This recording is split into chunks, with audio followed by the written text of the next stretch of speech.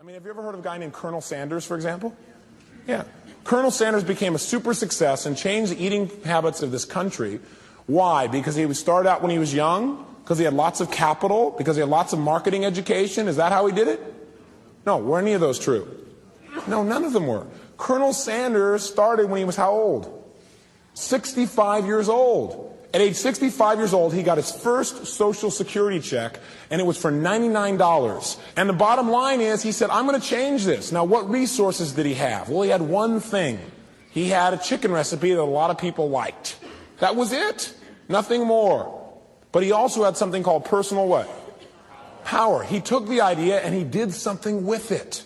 So what he did is he immediately went out and started talking to people. He hit the streets and he walked in the first place and he went, hello, my name is Colonel Sanders. I got the best chicken recipe in the whole world. My chicken recipe is better than anything you've ever tasted in your whole life. And you know what? I don't even want any money for it. All I want to do is give it to you. And then all I want you to do is to pay me a percentage of the profit that you make on every piece of chicken you ever sell for the rest of your life. Now, what do you think this guy said? Oh boy, I've been waiting for a fat guy like you with a white beard and a white suit to come in and sell me his chicken recipe. You think that's what he said? No, he said, excuse me, sir, but your brain is fried. What do you think you are, Santa Claus in the summer in this big fat white suit? What do you think I am? Somebody stupid? I'm going to give a percentage of my profit? I got my own recipe. Get the heck out of here. Now, a lot of people would have quit there. But Colonel Sanders had a thing called personal what? Power. So he went to the next person. And guess what? They threw him out too. Guess how many no's Colonel Sanders got before he got his first yes? 1,009 no's before he got his first yes. 1,009. How many of you, after about 500 no's, would say, I better check my recipe? Right? How many of you, after 1,000 no's, can honestly say you would have still kept on knocking on doors? Let me see a show of hands. 2 people, 3 people. That's why there aren't many Colonel Sanders in the world, I guess. See, Colonel Sanders understood what it takes to succeed. What it takes is you must try until. You must get yourself to take action until you succeed. See, we teach our kids that. Kids try something that doesn't work. They come to you and go, oh, this won't work. What do you tell your kid? Try again. What if they come back and say, oh, it still doesn't work? What do you say? Try again. And they come back and say, oh, it still won't work. What do you say? Try again. Now, is that what we do as adults? No, we go try something, we don't succeed. If we try again, we make sure nobody knows about it. Because we don't want them to know that we failed, right? I mean, how long do you give your average baby to learn how to walk? How long do you give your average baby to learn how to walk before you shut them off and don't let them try anymore? You go, what are you, crazy? My baby's going to keep trying until he or she walks. You go, magic formula. Rocky's story is this even, right? But Sly's is too. Sly's a good friend of mine. And when I first met him years ago, he's listening to my tapes and stuff, and he invited me over for dinner. We started talking, and I said, I've heard your story from other people, but I really love to hear it from the horse's mouth. I don't know how much is mythology, urban myth, and how much is true. So he told me his whole story. He said the essence of it, though, was he said he knew his whole life what he wanted to do since he was very, very young. He wanted to be in the movie business, period. I mean, not just TV, movies.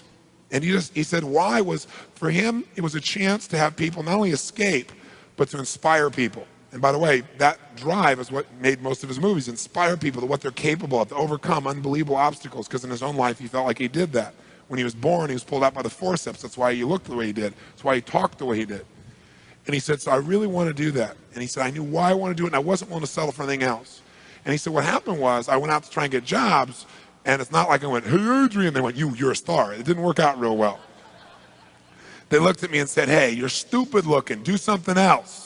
What is it talking like this? There's no place for you in that stuff. You're never going to be a star in the movies. You're insane. No one's going to want to listen to somebody who looks dopey and talks out of the side of their mouth, right?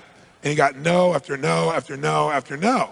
He said, I was thrown out more than 1,500 times of agents' offices in New York. I said, there aren't 1,500 agents in New York. He said, I know. I've been to them 5, 6, 7, 8, 9 times. He said, remember one guy went in there, and I got in there at 4 o'clock, and he wouldn't see me, so I stayed there, and I would not leave. And I stayed overnight. They came back the next morning. I was still sitting there. He said, that's how I got my first job. The guy said, fine, come in here. And he sat down, and he went through this, and he gave me my first movie. I said, oh, really? I thought Rocky was your first movie. He said, no, this other movie, I'd never heard of it. I said, well, what character did you play? He said, well, I was in it for about 20 seconds. I was a thug that somebody beat up. He said, because they made me feel like, people hate your guts. You getting beat up will be a good thing. And he did like 3 movies like that. Never got anything, kept going out, rejection, rejection, rejection. So finally he realized it wasn't working. So he changed his approach. He said, I was starving, by the way. He said, I couldn't pay for even to have heat in my apartment. My wife was screaming at me every day to go get a job. I said, well, why didn't you? He said, because I knew that if I got a job, he said, I'd get seduced back and I'd lose my hunger. He said, I knew that the only way I could do this is if it was the only choice, if I burned all other bridges. Because if I did a normal job, pretty soon I'd be caught up in that rhythm and that stuff, and I'd feel okay about my life, and I feel like my dream would just gradually disappear. And he said, I wanted to keep that hunger. That hunger was the only thing I thought was my advantage. He said, my wife didn't understand that at all. And he said, we'd have these vicious fights, and he said, it was freezing.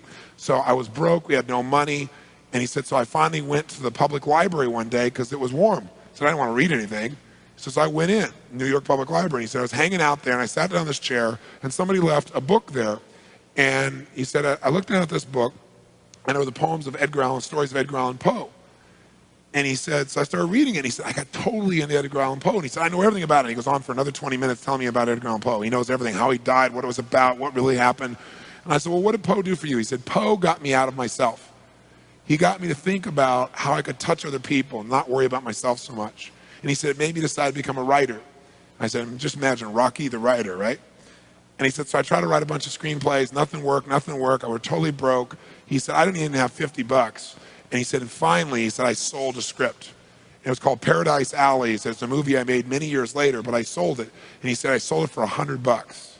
He said, but 100 bucks was a ton of money, man. I was so thrilled. I thought, I'm on my way. But it never led to anything. And he said, so finally, he said, I kept going and going and going. He said, finally, we were so broke. He said, I hawked my wife's jewelry. He said, Tony, there's some things in life you should never do. He said, that was basically the end of our relationship. She hated my guts so much. He said, now we were so broke, we had nothing, no food, no money. And he said, the one thing I loved most in the world was my dog. He said, I love my dog because he gave me unconditional love, unlike my wife. And he said, so what happened was, though, we were so broke that to survive, I couldn't even feed my dog. So I went to a liquor store. He said, it was the lowest day of my life. And I stood outside the liquor store trying to sell my dog to strangers. He said, I tried to sell my dog for 50 bucks. And he said, finally this one guy negotiated with me and bought my dog for me, my best friend on earth, for $25.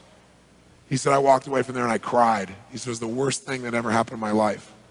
He said, 2 weeks later, I'm watching a fight between Muhammad Ali and Wepner, this white guy that's getting bludgeoned but just keeps on coming. And he said, I got an idea. He said, as soon as the fight ended, I started writing. He said, I wrote for 20 straight hours. I did not sleep. I wrote the entire movie in 20 hours straight. Right then, saw the fight, wrote the movie, whole thing, done. He said, I was shaking at the end. I was so excited. He said, I really knew, man. I knew what I wanted. I knew why I wanted it. He said, just like you teach that formula. He said, but I said, man, I took the action. Now it's time to deliver. And so he said, I went out and started trying to sell it to agents. And they all would read it and they'd say, you know, this is predictable. This is stupid. This is sappy. He said, I wrote down all the things they said and I read them the night of the Oscars when we won. Right? He said, it was really good, right? The greatest revenge is massive success. And he said, so what happened was, he said, I kept going, trying to sell it, nobody going, I'm broke, I'm starving. He said, finally, I meet these guys, they read it, and they believe in the script, and they love it. And they offer me $125,000 for my script. I said, oh my God, you must have been out of your mind. He said, I was. I said, just one thing though, guys, you got a deal based on one thing. And they said, what's that? He said, I got a star in it. They went, pfft. What are you talking about? You're a writer. He said, no, I'm an actor. He said, no, you're a writer. He said, no, I'm an actor. That is my story, and I'm Rocky. He said, I got to play it. You know, I got to be the head person. I got to be the starring role. And they said, there's no way. We're not going to pay you $125,000, take some no name and stick you in that and throw our money away. We need a star, you know? And they want to have Ryan O'Neal play Rocky, to give you a picture. Can you imagine? That's who they picked, right? And so he said, no way, Ryan O'Neal isn't Rocky, I'm Rocky. Went through this whole thing, right? They finally, they said, well, take it or leave it. He said, I left the room. I said, if that's what you believe, you don't get my script, and he left. Here's a man with no money, none, totally broke, offered $125,000 more money he'd seen in his lifetime, and he walked away because he knew his real what? Knew his real what? And why he wanted it, he was committed to it. So he said they called him a few weeks later, and they came and brought him back, and they offered him $250,000 not to star in his own movie.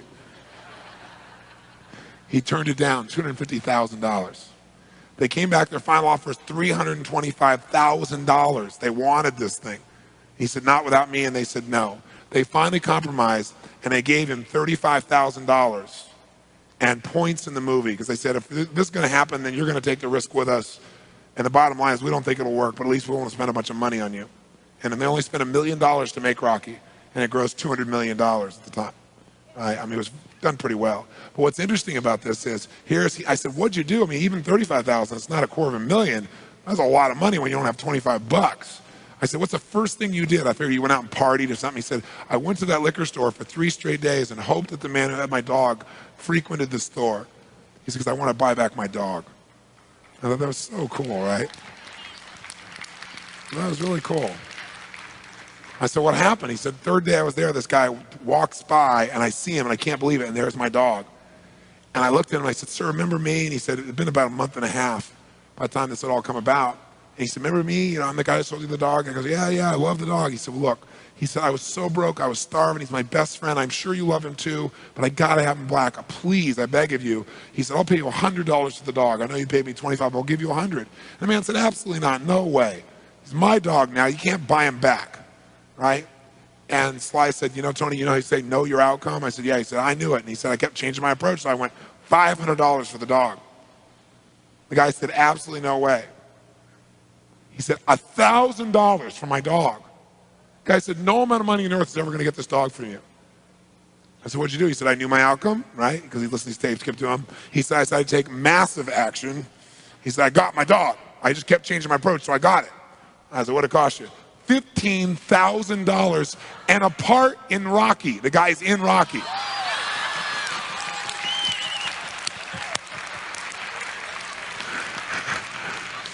You know that dog in Rocky, Butt Kiss?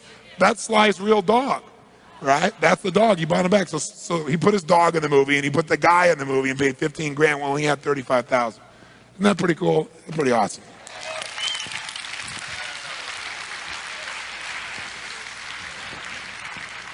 So there's always a way if you're committed.